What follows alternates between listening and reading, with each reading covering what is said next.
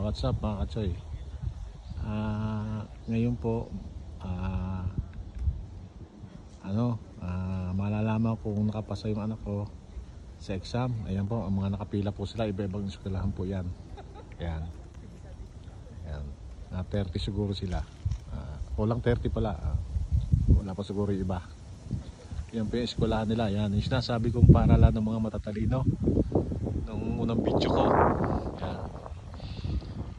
Hindi pa tayo makapagsalita kasi nga hindi pa natin alam yung resulta, kung nakapasa o hindi. Sana makapasa. Gabihan sila ni Lord. Yung may kasama siyang kaibigan niya, yan, dalawa sila nag-exam. Pero iba-ibang eskwelahan yung yan. Sana makapasa para makahinga na kami ng maluwag ng mag-asawa, kasi yun lang po yung hinihintay namin kasi mas malapit to sa bahay at saka medyo makaya na namin yung gastos. Di katulad doon sa Kobe, nakapasa nga siya doon pero napakalaki naman po ng gastos doon. Nasa 100 kalapad daw, nasa 400,000 plus din yan. Baka hindi natin kayanin. Ayan din po ako na makapasa po yung anak ko. Ito po yung iba na madating.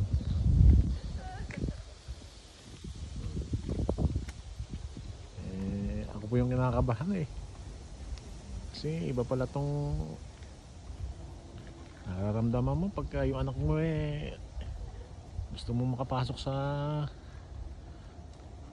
na eskwelahan, medyo mamura-mura ba. Pero kailangan mataas daw ang grades dito. Pagka mura, mataas ang grades.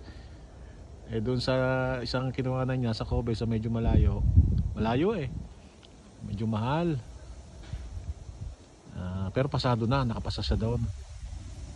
Gusto ko dito. Saka meron pa isa doon sa kakabila pa, pero sa March pa yon.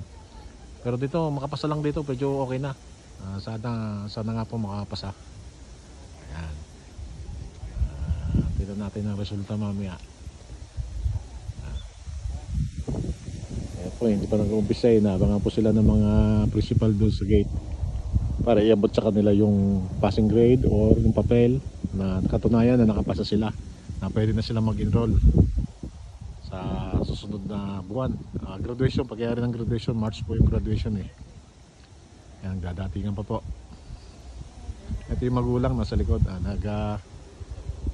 Video lang po tayo ng konti para mabukuha na natin ang video yung anak mo tsaka yung mga estudyante kasama niya. Sige po mga kachoy, mamaya lang po mag video tayo uli sa pangalawang video po.